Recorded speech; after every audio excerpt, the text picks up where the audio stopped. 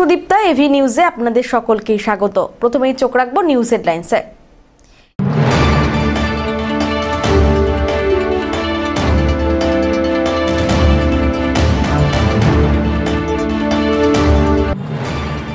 শহরকে ছাপিয়ে জেলার মুখ উজ্জ্বল করল তিস্তাপাড়ের গ্রামীণ স্কুলের কোয়েল গোস্বামী। রাজ্যের 7ম স্থানে কোয়েল।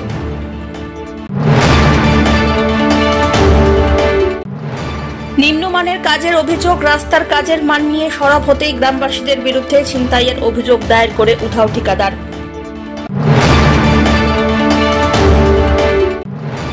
সার্কিট নয়, প্রধান বিচারপতির কাছে জলপাইগুড়িতে কলকাতা হাইকোর্টের স্থায়ী বেঞ্চের আর্জি জানাবে জলপাইগুড়ি বার অ্যাসোসিয়েশন।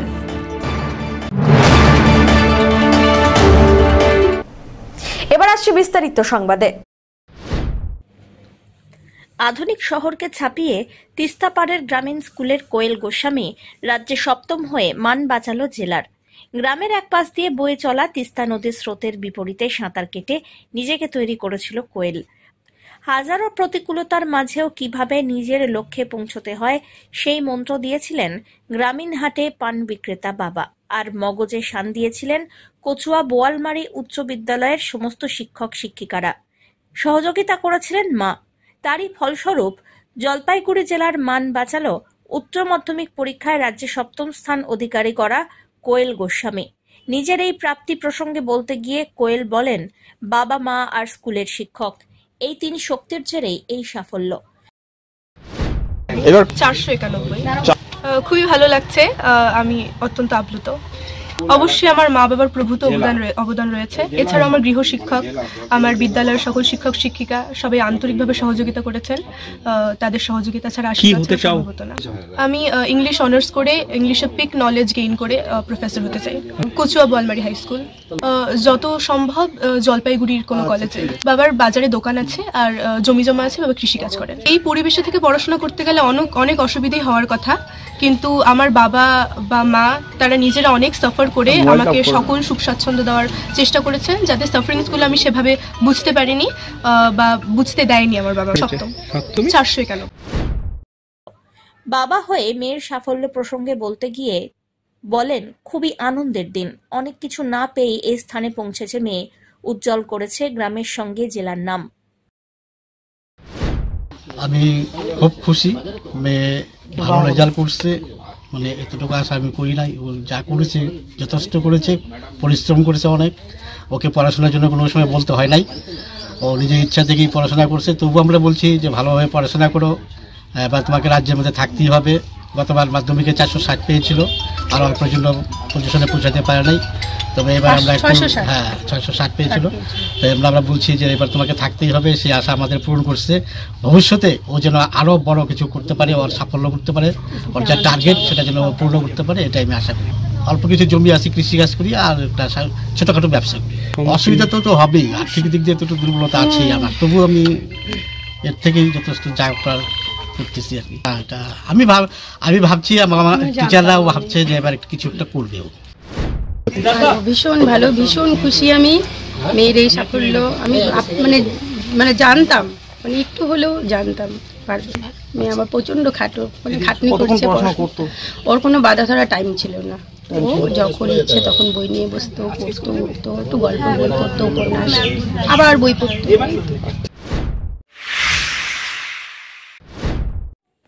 সার্কিট নয়, প্রধান বিচারপতির কাছে জলপাইগুড়িতে কলকাতা হাইকোর্টের স্থায়ী বেঞ্চের আর্জি জানাবে জলপাইগুড়ি বার অ্যাসোসিয়েশন। বুধবার জলপাইগুড়ি এসেছেন কলকাতা হাইকোর্টের প্রধান বিচারপতি টি.এস. শিবজ্ঞানম। 2019 সালে জলপাইগুড়িতে কলকাতা হাইকোর্টের সার্কিট বেঞ্চ চালু হয়। স্টেশন রোডে অস্থায়ী ভবনে চলছে কলকাতা হাইকোর্টের সার্কিট বেঞ্চের বিচার প্রক্রিয়া। পাহাড়পুরে তৈরি করা হচ্ছে সার্কিট বেঞ্চের স্থায়ী ভবন, যার কাজ প্রায় শেষের পর্যায়ে।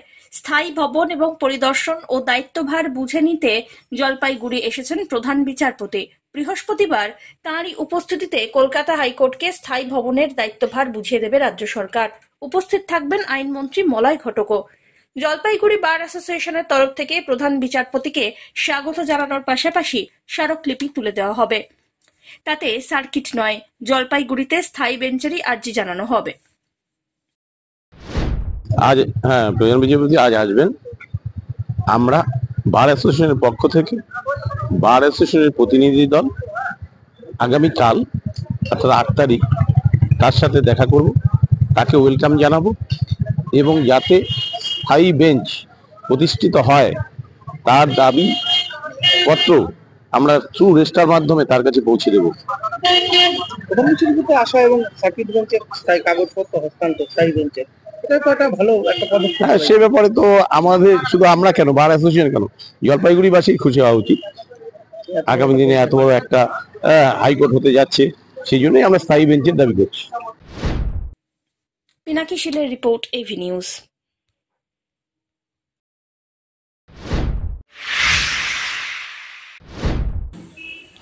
কেন্দ্রীয় সরকারের নির্দেশ মেনে জলপাইগুড়ি টাউন স্টেশনে ব্ল্যাকআউট হলো। বুধবার সন্ধ্যে 7টা থেকে 7:10 টাউন স্টেশনে অন্ধকার নেমে আসে। উল্লেখ্য, আগে থেকেই টাউন স্টেশন কর্তৃপক্ষের পক্ষ থেকে ট্রেনের যাত্রীদের আরপিএফ এর পক্ষ থেকে সচেতন করা হয় যে 7টা থেকে 7:10 পর্যন্ত অন্ধকারে ডুবে যাবে টাউন স্টেশন। এদিন জলপাইগুড়ি টাউন স্টেশনে আরপিএফ কর্মীরা যাত্রী সাধারণকে সচেতন করেন, সন্ধ্যে 7টা থেকে 7:10 পর্যন্ত স্টেশনে কোনো রকম আলো জ্বলবে না, অন্ধকার করে দেওয়া হবে। কিন্তু সেই মুহূর্তে কড়া নিরাপত্তার আয়োজন করা হয় আরপিএফ এর পক্ষ থেকে। 7:10 পর ফের আলো চলে আসে টাউন স্টেশনে। বলছি আমরা এরকমটাই চাই যে আমাদের দেশ যেন অন্ধকার না হয়, আমরা যেন এগিয়ে যাই, পাকিস্তানকে যেন আমরা অন্ধকারে ডুবিয়ে দিতে পারি, এটাই আমরা চাই। এটা আমাদের প্রতিবাদ, আমাদের এই অন্ধকার করে আমরা একটা প্রতিবাদ করলাম আমাদের দেশের জন্য। বলছে যে একটা মক ডিল করবে নাকি, তো বলছে 10 মিনিটের জন্য কারেন্ট স্থগিত থাকবে, আপনারা যে যেভাবে থাকবেন একটু ভালো সতর্ক থাকুন। তো এটা ঘোষণা কি করেছিল? অ্যানাউন্স করছিল এর থেকে, স্টেশন থেকে। আচ্ছা, তারপর এখন তো স্বাভাবিক আছে। কিভাবে দেখছেন বিষয়টা? বিষয়টা তো আমরা কিছু জানি না, তবে দেখছি ভালো এটা করার জন্য, এটা রুলস করছে মক ডিল করার জন্য। এতক্ষণ তো দেখলাম যে অ্যানাউন্সমেন্ট তো 7টার আগের থেকে অ্যানাউন্সমেন্ট করছে স্টেশন থেকে যে 7টা থেকে 7:10 পর্যন্ত লাইট বন্ধ থাকবে। তো সেই চিত্রটাই দেখলাম, একটা অন্ধকার চিত্র। কিন্তু কি হবে কি দেখবো কি শুনবো এটা তার মানে বুঝতে পারলাম না। লাইট বন্ধই দেখলাম, আবার চালু হলো। বর্ষা আসন্ন, তার আগে বুধবার জলপাইগুড়ি পুরসভায় ডিজাস্টার ম্যানেজমেন্ট ইউনিটের তরফ থেকে অনুষ্ঠিত হয়ে গেল বিশেষ বৈঠক। বর্ষাকালে নানা প্রাকৃতিক দুর্যোগের সম্মুখীন হন সাধারণ মানুষ। প্রাকৃতিক দুর্যোগ থেকে সাধারণ মানুষকে রেস্কিউ করতে কি কি পদ্ধতি অবলম্বন করা উচিত, কখন ডিজাস্টার ম্যানেজমেন্ট ইউনিটকে কাজে লাগানো দরকার প্রভৃতি বিষয় নিয়ে এদিন পুরসভার কনফারেন্স হলে আয়োজিত বৈঠকে আলোচনা করা হয়। পুরসভার ডিজাস্টার ম্যানেজমেন্ট ইউনিটের স্বরূপ মণ্ডল জানান, এই দিনের বৈঠকে দমকলের প্রতিনিধিরাও উপস্থিত ছিলেন। বর্ষাকাল তথা প্রাকৃতিক দুর্যোগে উদ্ধারকারী টিম কিভাবে কাজ করবে সেসব বিষয় নিয়ে বিস্তারিত আলোচনা হলো এদিন। আগামী শনিবার দমকলের তরফ থেকে এক বিশেষ কর্মসূচির আয়োজন হয়। অগ্নিকাণ্ড ঘটলে সেখানে জরুরি পরিস্থিতিতে কি করে মোকাবিলা করা যায় সেই সব বিষয় নিয়ে কর্মসূচি গ্রহণ করা হয়েছে। আপনারা অবহিত আছেন যে বর্ষা আসতে চলেছে। আসন্ন বর্ষায় আমরা জলপাইগুড়ি পৌরসভার ডিজাস্টার ম্যানেজমেন্ট ইউনিট আমরা আমাদের রেস্কিউয়ার যারা আছে তাদেরকে নিয়ে কীভাবে এই বর্ষায় মোকাবিলা করব এবং আপনার প্রাকৃতিক দুর্যোগে কীভাবে মোকাবিলা করব সেই পরিপ্রেক্ষিতে আজ আমাদের এখানে আমরা একটা আলোচনা সভার আয়োজন করেছিলাম। সেখানে আমাদের ফায়ার ব্রিগেডের প্রতিনিধিও ছিলেন। আমরা আগামী শনিবার দিন আমরা পৌর কর্তৃপক্ষের সকলের সঙ্গে কথা বলে নিয়ে আগামী শনিবার দিন আমরা আরও একটি প্রোগ্রাম করতে চলেছি। সেটা হচ্ছে সেখানে ফায়ার ব্রিগেড আসবে। সেখানে ফায়ার ব্রিগেডের যারা আছেন আধিকারিক তারা আমাদেরকে দেখাবেন যে কিভাবে আপৎকালীন পরিস্থিতিতে তারা এই ফায়ার ফাইটিং বা এই যে আগুনের সঙ্গে লড়াই এগুলো তারা কিভাবে করেন, কিভাবে করা যায় সেই সব উপকরণাদি নিয়ে ওনারা কিন্তু আসবেন শনিবার দিন 12টার সময় আমাদের জলপাইগুড়ি পৌরসভার এই চত্বরে।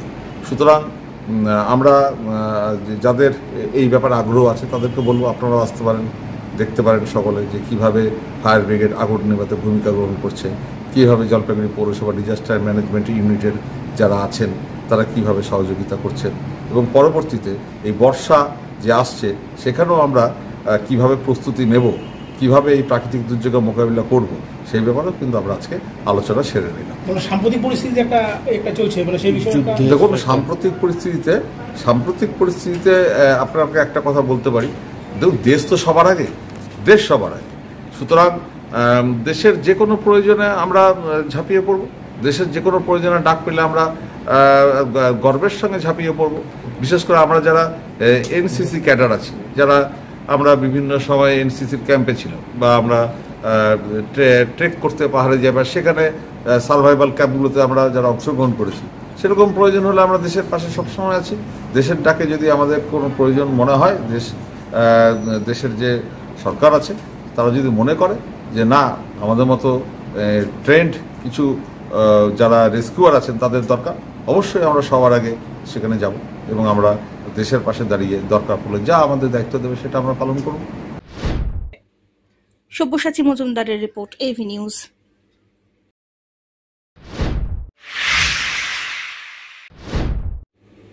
পাকিস্তানে ঢুকে জঙ্গি ঘাঁটি গুড়িয়ে দেওয়ার পর ভারতীয় সেনা জওয়ানদের মঙ্গল কামনায় পুজো দিলেন বিজেপির নেতা কর্মীরা।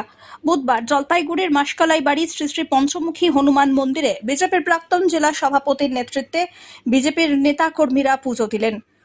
পুজোর শেষে বিজেপির রাজ্য কমিটির সদস্য বাপি গোস্বামী জানিয়েছেন, পাকিস্তানের জঙ্গি ঘাঁটি বীর ভারতীয় সেনাবাহিনীর জওয়ানরা গুঁড়িয়ে দিয়েছে। এদিন বাপি গোস্বামী রাজ্য সরকারকে কটাক্ষ করে বলেন, কেন্দ্রীয় সরকারের যে মকড্রিল করার নির্দেশ দিয়েছিলেন, এই রাজ্য সরকার সেই নির্দেশ মানল না।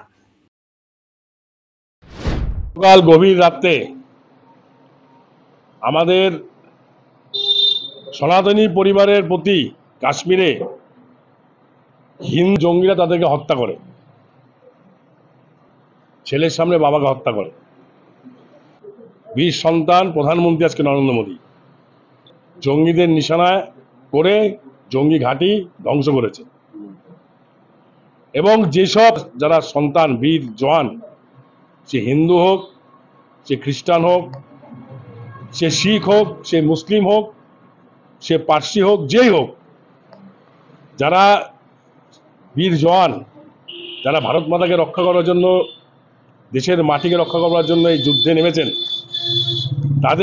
তারা সবাই ভালো থাকুক, সুস্থ থাকুক, তাদের হাত ধরে ভারত এই জঙ্গিদের বিরুদ্ধে ব্যবস্থা নেক এবং এই যুদ্ধে তারা জয়ী হোক। ভগবানের কাছে এটাই প্রার্থনা করলাম। কারণ আমরা ভগবান বিশ্বাসী, আমরা ঈশ্বর বিশ্বাসী। হনুমানজি মন্দিরে এসে, বজরংবলী মন্দিরে এসে ভগবানকে প্রার্থনা করলাম, এই বীর জওয়ানদের, বীর যোদ্ধাদের শক্তি দাও, সাহস দাও, তাদের সুস্থ রাখো, নিরাপত্তা দাও এবং এই যুদ্ধে এই অশুভ শক্তি আর এই পাকিস্তানের যারা জিহাদি মোল্লাদের বিরুদ্ধে যুদ্ধে যাতে আমরা জয় হতে পারি। আমাদের বিশ্বাস, সম্মানীয় প্রধানমন্ত্রীর হাত ধরে আমরা এই যুদ্ধে জয়ী হব।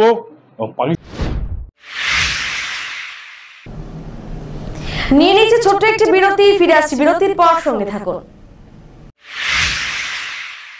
বার্লিয়া হুন্ডাই নিয়ে এলো নতুন গাড়ি ক্রয়ের উপর আকর্ষণীয় ছাড়। Starting price NIOS 5,93,300, XTR 6,20,700, i20 7,58,800, ভেডু 7,69,100। সঙ্গে পেয়ে যাবেন যে কোনো গাড়ির এক্সচেঞ্জের সুবিধে, সাথে থাকছে ইজি স্পটস ফাইন্যান্সের ব্যবস্থাও। এখানে পাবেন সেলস অ্যান্ড সার্ভিস ও স্পেয়ার পার্টস ক্রয়ের সুবিধাও। তাই দেরি না করে আজই যোগাযোগ করুন বার্লিয়া হুন্ডাই, পাহাড়পুর মোড়, জলপাইগুড়ি। ফোন করুন 865330057777 নম্বরে।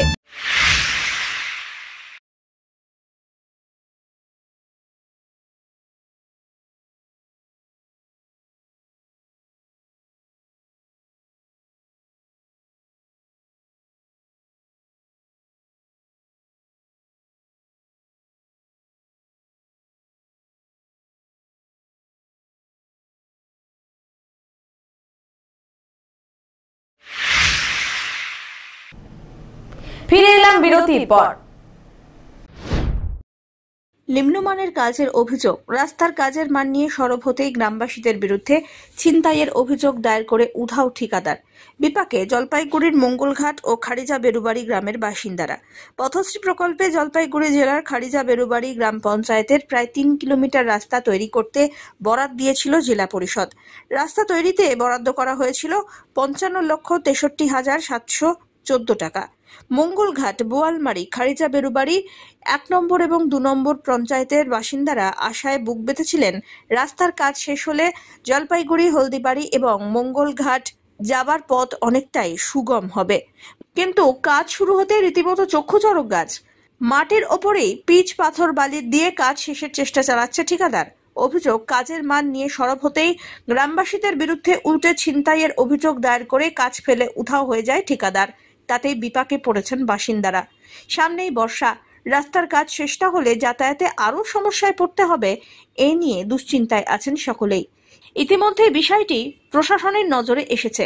দ্রুত প্রশাসনের নজরদারিতে অসমাপ্ত কাজ শেষ না হলে আন্দোলনের হুঁশিয়ারিও দিয়েছেন গ্রামবাসীরা। আমরা এই পথশ্রী প্রকল্পের রাস্তাটি মনোহরঘাট মোড় হইতে বোয়ালমারি জিপির মনোহরঘাট অবধি রাস্তা 2 কিলোমিটার 30 কিলোমিটার রাস্তা পথশ্রী প্রকল্প শুরু হয়। কাজটি অতি নিম্নমানের হওয়ায় জনগণ বাধা প্রদান করেন এবং ওনাকে অনুরোধ করা হয় যে রাস্তাটা সঠিকভাবে যাতে তৈরি করে দেওয়া হয়। উনি যেভাবে আমাদের আশ্বাস দিয়েছেন সেই আশ্বাস মতো উনি কাজ করেননি, কথা মতো কাজও করেননি। উল্টো সবাইকে যদি রাস্তার সম্বন্ধে কেউ কিছু বলে তাহলে উনি পুলিশের ভয় দেখাচ্ছিলেন এবং একটা মিথ্যা মামলা দিয়েছেন কিছু গ্রামবাসীকে এই রাস্তা প্রতিরোধ করার জন্য। এখন ঘটনা হচ্ছে যে আমরা এই ব্যাপারে বিডিও সাহেবকে 6 তারিখে ঘটনা ছিল, এই পল্লবের এবং সঞ্জয়ের সঙ্গে আমরা বসার পরে 6 তারিখের ঘটনা 10 তারিখে আমরা বিডিও সাহেব এবং ডিএম সাহেবকে একটা মাস পিটিশন প্রদান করি 60-70 জন মিলে, যে গ্রামবাসী মিলে। কিন্তু আমাদের বিডিও সাহেব এবং জেলা পরিষদ জেলা শাসক যে মহাশয় ছিলেন ওনারা কেউ এই বিষয়ে আমাদের কর্ণপাত করেনি। আমরা খুবই দুঃখিত যে আমাদের এই রাস্তাটা এত জনবহুল এলাকার রাস্তা, যে এটা খুব গুরুত্বপূর্ণ রাস্তা। মন্ডলঘাটে একটা বাজার, মেন সবজির বাজার আছে এবং স্কুল, পার্শ্ববর্তী 2টা স্কুল আছে, এদিক দিয়ে বহু লোক যাতায়াত করেন। এই অবস্থায় এই রাস্তার যা গুণমান তা রাস্তা দিয়ে চলাফেরা করার মতো যোগ্য না। আমরা চাই দ্রুত কাজটি সুসম্পন্ন হোক। যদি প্রশাসন আমাদের এই কাজে হস্তক্ষেপ না করেন বা দ্রুত কাজটি সুসম্পন্ন না করেন তাহলে আমরা হলদিবাড়ি টু জলপাইগুড়ি যে রাস্তাটি আছে সেই রাস্তা প্রতিরোধ করতে বাধ্য এবং রাস্তা অবরোধ করে দিতে বাধ্য থাকিব। যে আমাদের যে এই রাস্তাটা, প্রচুর লোক এই রাস্তাটার উপরে নির্ভরশীল, তো আমাদের সেই রাস্তাটা আমরা অনেক দিন থেকে ভুক্তভোগী হচ্ছি। খুব খারাপ রাস্তা এটা, আর যদিও সেই রাস্তাটা শুরু হলো খুব খারাপ নিম্নমানের হয়েছে রাস্তাটা। তো আমি বলতে চাচ্ছি যে আমাদের এই রাস্তাটা ছাড়া তো আমাদের চলবে না, সেই জন্য আমরা বলছি আমাদের আর কোনো নাই, আমাদের হচ্ছে এই রাস্তাটা যেন ভালোভাবে সম্পূর্ণ হয় এবং সেই রাস্তাটা অর্ধেক হয়ে আছে আধুরাভাবে এবং খুব খারাপ পরিস্থিতিতে আছে, আমাদের যাতায়াতের খুব অসুবিধা হচ্ছে। তো আমার শুধু অভিযোগ যে এই রাস্তাটা দ্রুত তাড়াতাড়ি যেন আমাদের রাস্তাটা সম্পূর্ণ হয়ে যায়। মনোহর মোড় টু মনোহর তো না বোয়ালমারি জিবি একটা 2 কিলোমিটার 800 হ্যাঁ একটা রাস্তা পথশ্রী প্রকল্পের, সেই রাস্তার কাজ শুরু হওয়াতে রাস্তার কাজ নিম্নমানের হয়, নিম্নমানের হওয়াতে এবং আমরা এখানকার জনগণ মোটামুটি বাধা সৃষ্টি করে আর কি। রাস্তার কাজ সম্পূর্ণ ভালো করে বুঝে নেওয়ার জন্য যে আলোচনাটা হয় সেই আলোচনা বলছিল, কিন্তু সেই হিসাবে কাজ করে নেই। হ্যাঁ, তারপরে আমরা এখানকার এলাকার লোক সহ রাস্তার কাজটাকে আটকায় দেওয়া হয় আর কি, যে আমাদের রাস্তার কাজ সম্পূর্ণ ভালোভাবে করো, তাতে আমাদের কিন্তু অসুবিধা নেই, কিন্তু আমরা রাস্তার কাজ ভালো চাই, এইভাবে বলা হয়। তারপরে তো ঠিকাদার এখান থেকে কাজ বন্ধ করে দিয়ে চলে যায়, আজ পর্যন্ত কোনো খবর নাই এবং কাজ অসম্পূর্ণ হয়েই আছে। না, কাজটা ঠিকাদারই বন্ধ করে দিছে। কি কারণে বন্ধ করছে? কাজে রাস্তার কাজ খুব খারাপ, মান খারাপ হচ্ছে, তাই এলাকার লোক অবজেকশন করার পরে ঠিকাদার এইখান থেকে কাজ বন্ধ করে দিয়ে চলে যায়। এটা অ্যাকচুয়ালি জেলা পরিষদের একটা কাজ, তো এটা আমার কাছে একটা প্রিলিমিনারি একটা অভিযোগ এসছে আমার কাছে। অভিযোগটা আমি দেখছি এবং এই বিষয়টা আমি আমার ঊর্ধ্বতন কর্তৃপক্ষকে জানাবো এবং যে প্রয়োজনীয় পদক্ষেপ সেগুলো নেওয়া হবে। সেক্ষেত্রে ঠিকাদারের এই যে মামলা দায়ের করা বা কাজ বন্ধ করে রাখা, কাজটা তো ঠিক আছে, গ্রামের সামনে বর্ষা। না, ঠিকাদার মামলা দায়ের করেছে কি জন্য সেটা তো আমার এই মুহূর্তে আমার নলেজে নেই, সেহেতু ওইটা নিয়ে আমি বলতে পারবো না। কিন্তু কাজটা যে বন্ধ হয়ে আছে বা কাজটা যে যদি খারাপ হয়ে থাকে তাহলে সেক্ষেত্রে প্রশাসনিক পদক্ষেপ একদম খুব কড়াভাবে নেওয়া হবে। সেক্ষেত্রে ঠিকাদারের বিরুদ্ধে ব্যবস্থা? হ্যাঁ, অবশ্যই নেওয়া হবে ব্যবস্থা, সেটা আমার ঊর্ধ্বতন কর্তৃপক্ষের সঙ্গে আলোচনা করেই আমরা ব্যবস্থা নেব। ঠিকাদার যদি কাজ খারাপ হয়ে থাকে অবশ্যই তার বিরুদ্ধে প্রশাসনিক কড়া ব্যবস্থা নেওয়া হবে। কারণ যেহেতু সরকারের তরফ থেকে বারবার করে আমাদেরকে বলা হচ্ছে যে যে কোনো সরকারি কাজ খুব ভালোভাবে নজর রেখে ভালোভাবে পাবলিকের জন্য করার কথা বলা হচ্ছে, সেটা আমরা অবশ্যই করবো। সেটা তো পরের ডিসিশন, মানে সেটা আমরা মানে দেখবো আগে ব্যাপারটা, ব্ল্যাক লিস্টেড করা হবে নাকি মানে তার বিরুদ্ধে কোন রকম অন্য অর্থনৈতিক পদক্ষেপ করা হবে, সেটা আমরা পরে বিচার বিবেচনা করবো। হ্যাঁ, অবশ্যই কড়া পদক্ষেপ। পিনাকি শীলের রিপোর্ট, এভি নিউজ।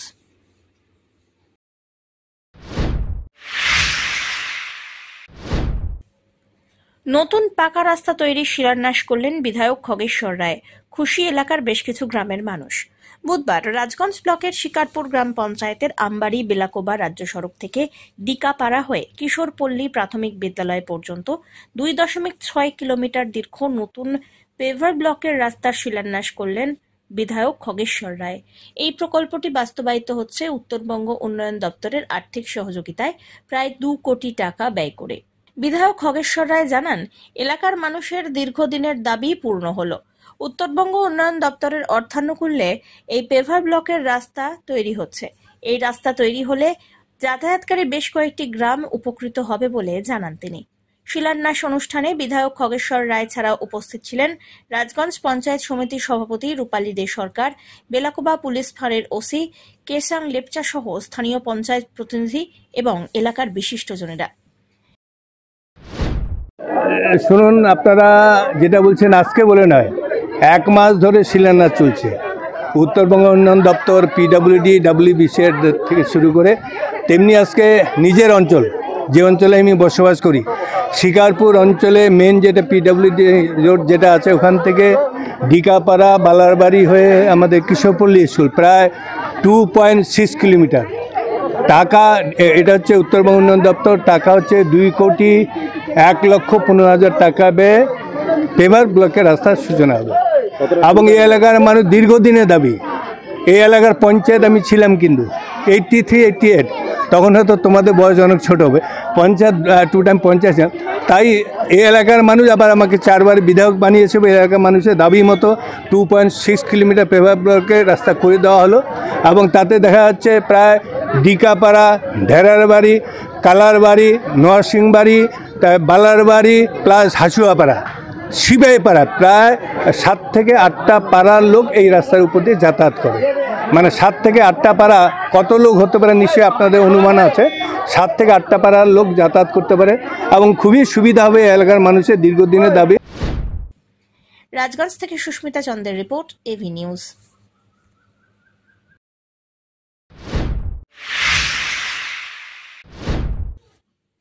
জলপাইগুড়ি জেলা যুব কংগ্রেস কমিটির বিশেষ সভা অনুষ্ঠিত হয়ে গেল।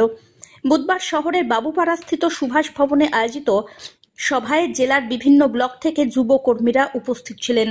জেলায় যুব কংগ্রেসের সংগঠন শক্তিশালী করতে কি করণীয় তা নিয়ে উপস্থিত নেতৃত্বরা বিস্তারিত আলোচনা করেন।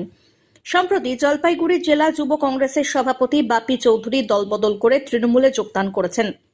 এদিনের সভায় 16 জনের একটি কোর কমিটি গঠিত হয়।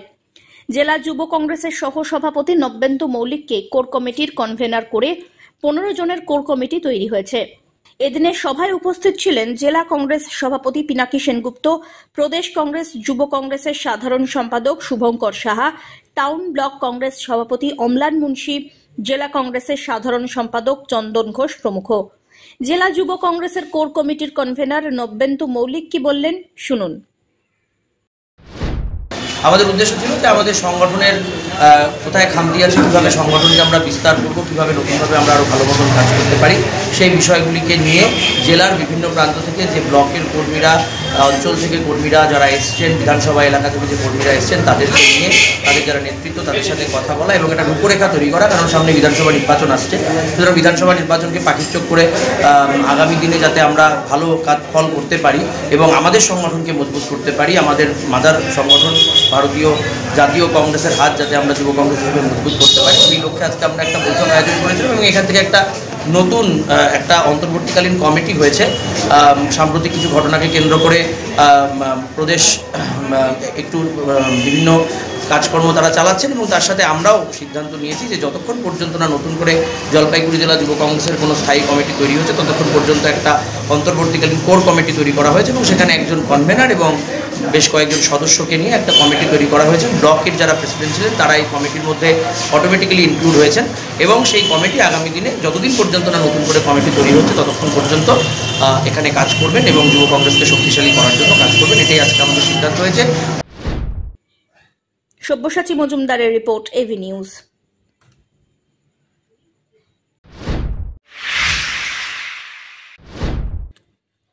জলপাইগুড়ি জেলা ক্রীড়া সংস্থা পরিচালিত সুপার ডিভিশন ফুটবল লিগ 2025 শুরু হয়েছে। মঙ্গলবার খেলাটি অনুষ্ঠিত হচ্ছে টাউন ক্লাবের মাঠে। এই খেলা শুরু হয়েছে 6 মে মঙ্গলবার, সমাপ্তি হবে 7 জুন রবিবার। টান টান উত্তেজনার মধ্যে দিয়ে খেলা সমাপ্তি হয়েছে প্রথম দিনের ফুটবল লিগের। প্রথম দিনে মঙ্গলবার খেলা ছিল পান্ডাপাড়া বয়েজ কালচারাল ক্লাব বনাম JYCC। প্রথম দিনের খেলায় JYCC 2 গোল করে নবিউল হক এবং অর্ঘ্যদীপ রায়। অপরদিকে পান্ডাপাড়া বয়েজ কালচারাল করে 1 গোল। পান্ডাপাড়ার হয়ে গোলটি করে অলোক ওরাও। JYCC জয়ী হল এই খেলায়। Man of the match Alok ওরাও। বুধবার মিলন সংঘ বনাম নেতাজি মডার্ন ক্লাব। টানটান উত্তেজনার মধ্যে দিয়ে এই দিনের খেলাও শেষ হয়। নেতাজি মডার্ন ক্লাব 5 গোল করে। তিন গোল করে নিশান্ত লোহার, ভিকি জমাদ্দার 1 গোল এবং অনিরুদ্ধ পাল 1 গোল করেন। অপরদিকে জলপাইগুড়ি মিলন সংঘ ক্লাবের পক্ষ থেকে কোনো গোল হয়নি। এই খেলায় man of the match Nishant লোহার, তিনি 3টি গোল করেছেন। আজকের থেকে আমরা জলপাইগুড়ি সুপার ডিভিশনের খেলা শুরু করলাম। আজকে প্রথম খেলায় পরস্পর প্রতিদ্বন্দ্বিতা করবে JYCC এবং পান্ডাপাড়া বয়েজ। পান্ডাপাড়া বয়েজ গত বছর ফার্স্ট ডিভিশনে ছিল, তারা কোয়ালিফাই করে এবছর তারা সুপার ডিভিশনে এসছে। আমরা আমাদের সাধ্য মতন মাঠ এবং যতটুকু দরকার আমাদের আর কি ইনফ্রাস্ট্রাকচার, যেমন অ্যাম্বুলেন্স এই সমস্ত সব কিছুই করেছি এবং আমাদের রেফ্রিজারেশন সদর তারা এই প্রত্যেকটা খেলায় বাঁশি বাজাবেন। সবচেয়ে আনন্দের কথা, এই রেফ্রিজারেশন সদর টোটাল ফার্স্ট ডিভিশন এবং সুপার ডিভিশনের 70টা ম্যাচ হবে এবং 70টা ম্যাচে তারা ম্যান অফ দি ম্যাচ প্রতিদিনের খেলায় তারা এটা আমাদেরকে দিয়েছে এবং প্রত্যেক দিন আমরা খেলার শেষে এই ম্যান অফ দি ম্যাচটা আমরা যে ম্যান অফ দ্য ম্যাচ হবে সে তাকে দেওয়া হবে। পিনাকি শিলের রিপোর্ট।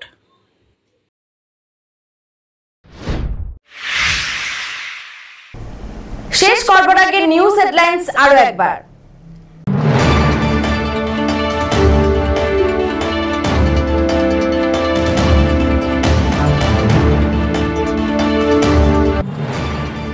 শহরকে ছাপিয়ে জেলার মুখ উজ্জ্বল করল তিস্তাপাড়ের গ্রামীণ স্কুলের কোয়েল গোস্বামী, রাজ্যের 7ম স্থানে কোয়েল।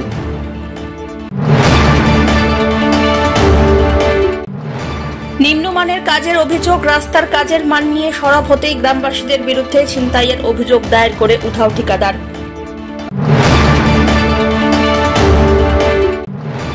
সার্কিট নয়, প্রধান বিচারপতির কাছে জলপাইগুড়িতে কলকাতা হাইকোর্টের স্থায়ী বেঞ্চের আর্জি জানাবে জলপাইগুড়ি বার অ্যাসোসিয়েশন।